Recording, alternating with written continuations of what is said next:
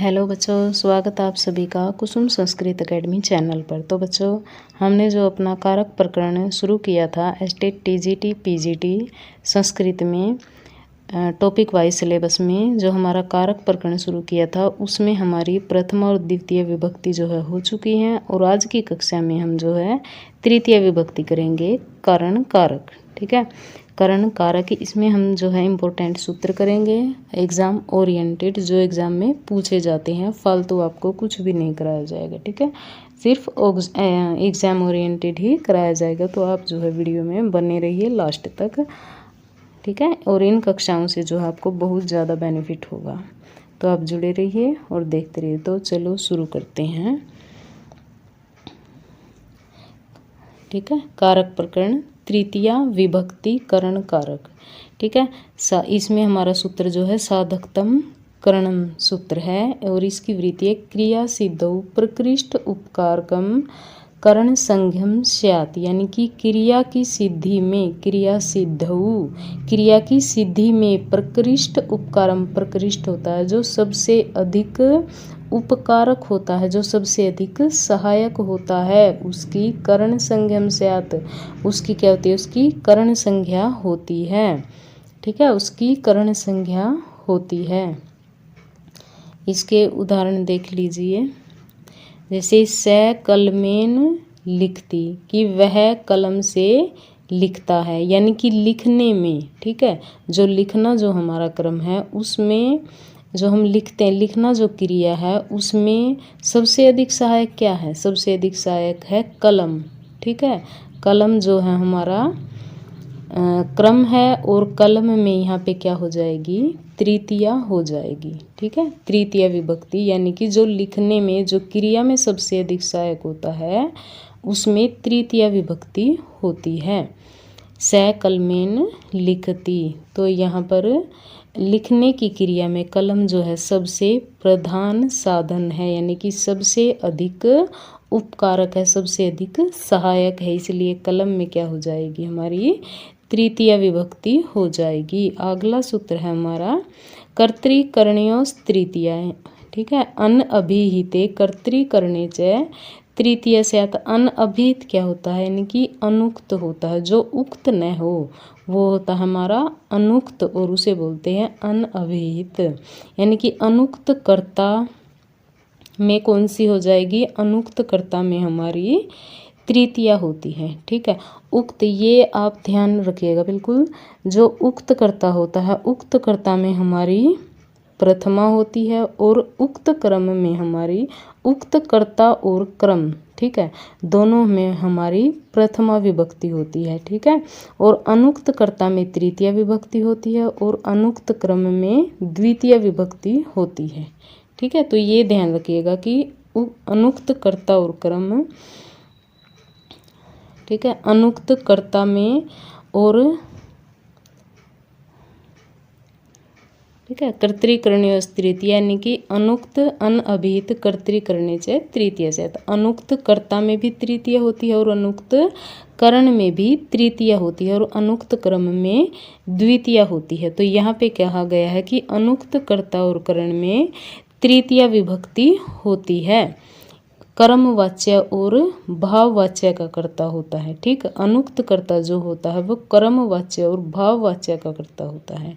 ठीक है, क्योंकि जो कर्तृवाच्य का कर्ता होता है वो तो क्या होता है, वो हमारा उक्त होता है और उसमें प्रथमा विभक्ति ही लगती है। परंतु जो कर्मवाच्य और भाववाच्य का जो कर्ता होता है उसमें जो है हमारी तृतीय विभक्ति, यानी कि अनुक्त कर्ता में तृतीय विभक्ति कर्मवाच्य और भाववाच्य में लगती है और करण में तृतीय विभक्ति होती है। अनुक्त कर्ता और करण में तृतीय विभक्ति होती है। ये उदाहरण है रामेण बाणेन हतो बाली, यानी कि राम ने बाण से, ठीक है, राम ने बाण से हतो बाली, बाली को मारा, बाण के द्वारा बाली को मारा। यानी राम क्या है, यहाँ पर अनुक्त कर्ता है और बाण जो है वो क्या है, करण है। तो दोनों में तृतीय विभक्ति आई है, राम में भी और बाण में भी, दोनों में तृतीय विभक्ति आई है।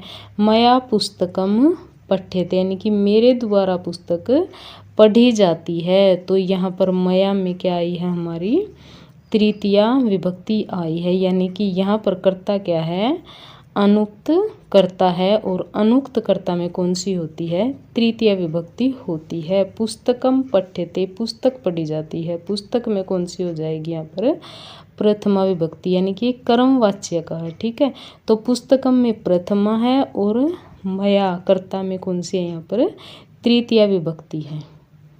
ठीक है, मेरे द्वारा पुस्तक पढ़ी।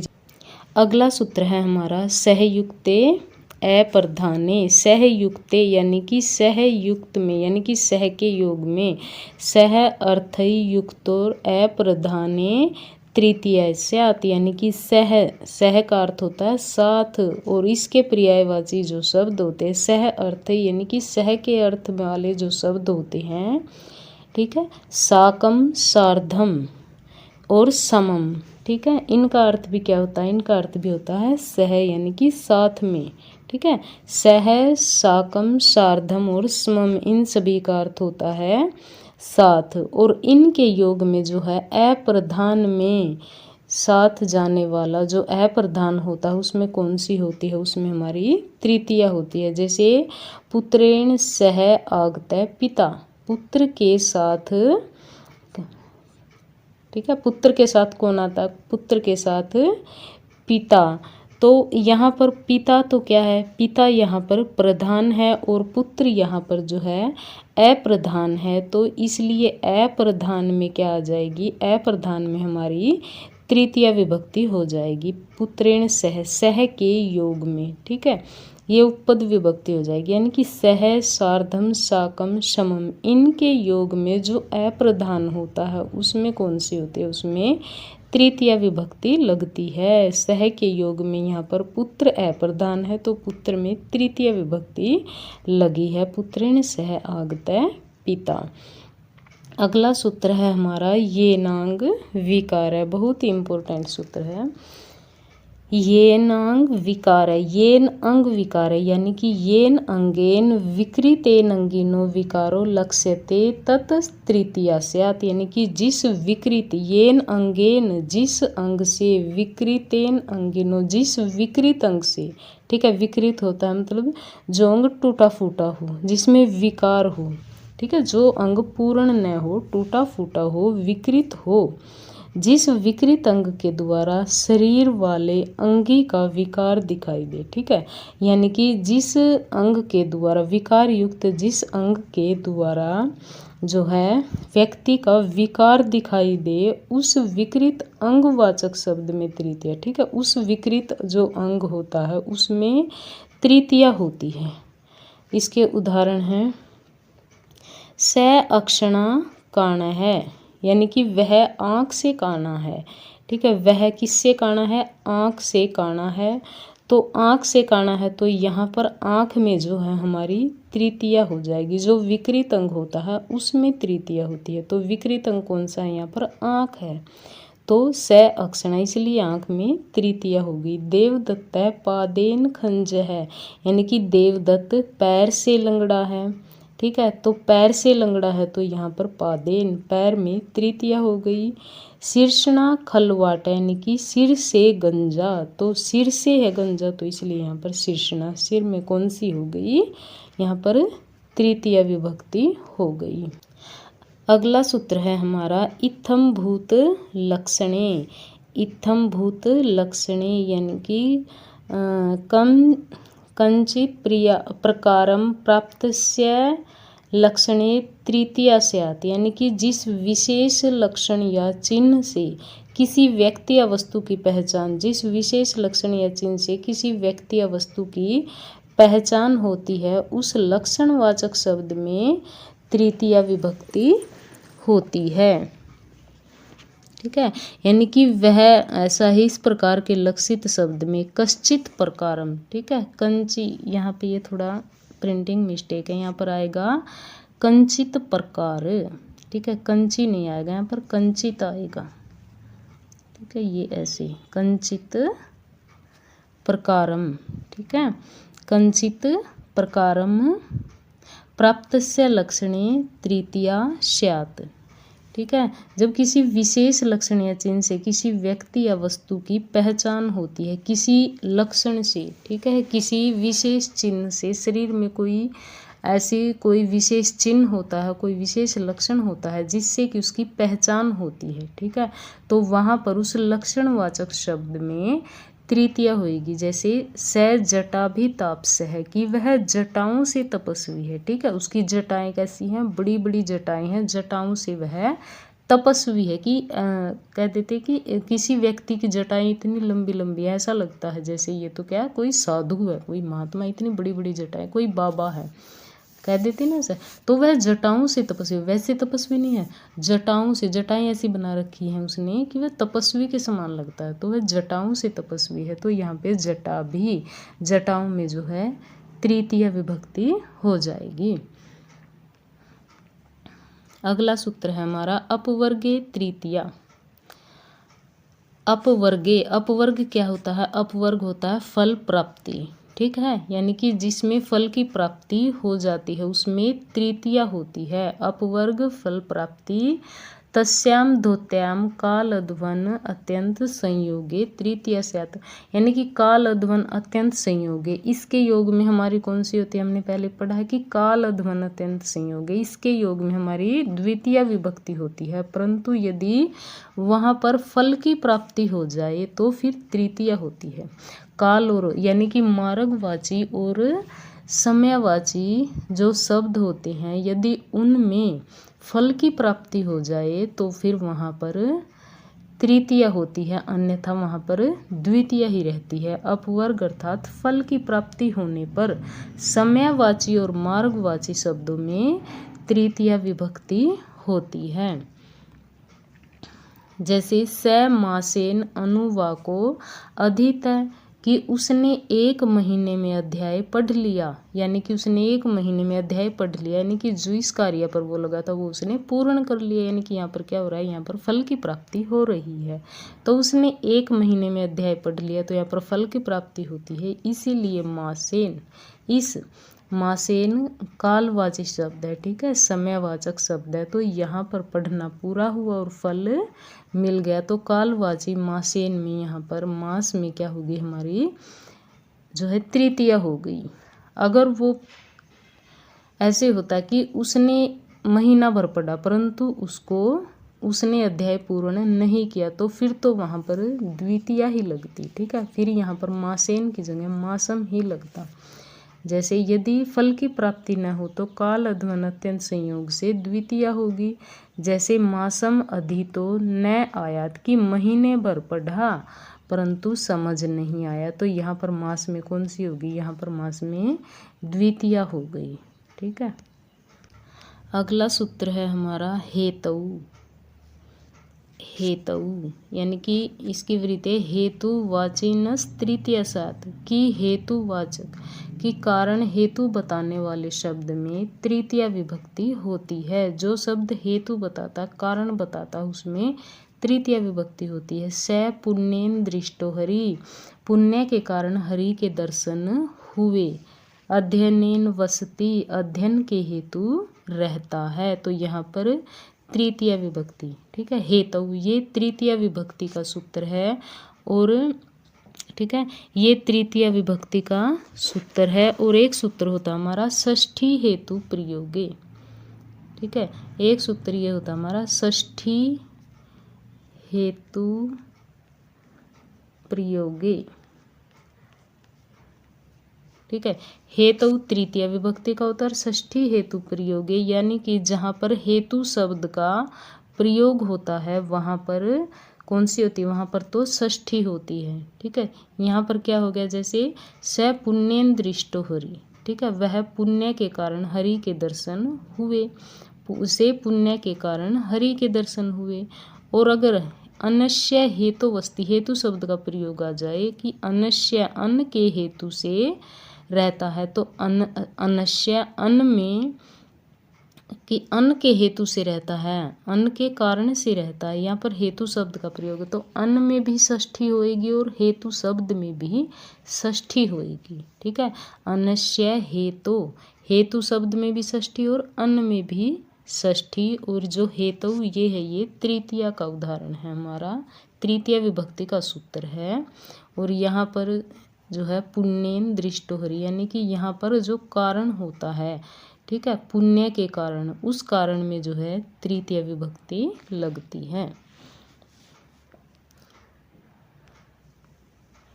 यहाँ पर कुछ जो है विशेष इम्पोर्टेंट जो है ये वार्तिक दिए हुए हैं,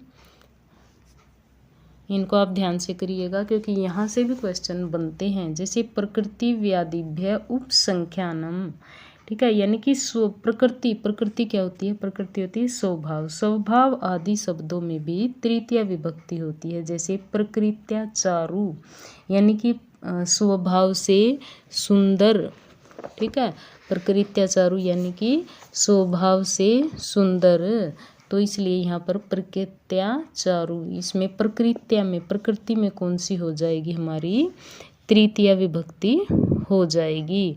और उदाहरण होते हैं जैसे प्रायेण याज्ञिक है, ठीक है, प्रायेण याज्ञिक है, ये उदाहरण भी हैं इसके, यहाँ से भी पूछे जा सकते हैं। प्रायेण याज्ञिक है, तो यहाँ पर प्राय में कौन सी हो जाएगी, तृतीया विभक्ति हो जाएगी। गोत्रेण, क्योंकि बच्चों ये उदाहरण जो है ये हमारे कौमुदी से, सिद्धांत कौमुदी से ही पूछे जाते हैं, उससे बाहर से नहीं आते, तो आप इन उदाहरणों को जरूर याद रखिए। गोत्रेण गार्ग्य,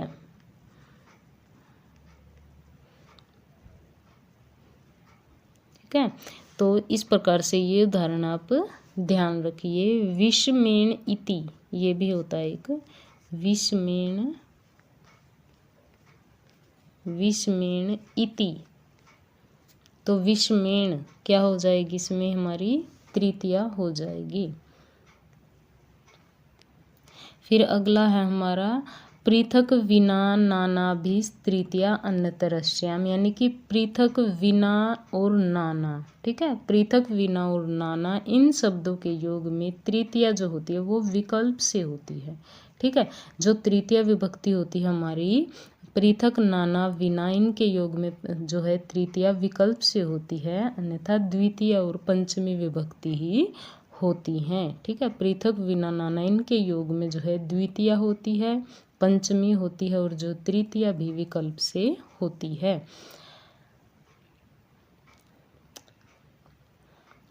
ठीक है। जैसे हाँ कुछ उदाहरण देख लीजिए यहाँ पे, जैसे पृथक, पृथक विना नाना, पृथक रामेण रामात रामम वा, पृथक के योग में पृथक रामेण रामात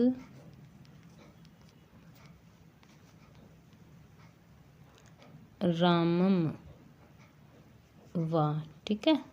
विना, पृथक के स्थान पर फिर विना, विना रामेण रामात रामम वा, नाना रामेण रामात रामम वा। इस प्रकार से पृथक विना और नाना इनके योग में जो है राम में कौन सी हो गई, हमारी तृतीया हो गई, पंचमी हो गई और द्वितीय विभक्ति हो गई, यानी कि तीनों विभक्तियां इन शब्दों के पृथक विना और नाना इनके योग में जो है तीनों विभक्तियां लगती हैं। तो आपसे ऐसे भी क्वेश्चन बन सकता है कि पृथक विना नाना भी तृतीया, यहाँ पर जो अन्यतरस्याम है ये किसके लिए प्रयुक्त हुआ है, यहाँ पर कौन सी विभक्तियां लगी, तो यहाँ पर ध्यान रखना है कि ऑप्शन में दे दिया जाएगा द्वितीया पंचमी दे देंगे, द्वितीय तृतीय, द्वितीय चतुर्थी दे देंगे, ठीक है, पंचमी षष्ठी दे देंगे। तो आपको ध्यान रखना है कि अन्यतरस्याम जो है ये द्वितीय और पंचमी के लिए यहाँ पर प्रयोग किया गया है।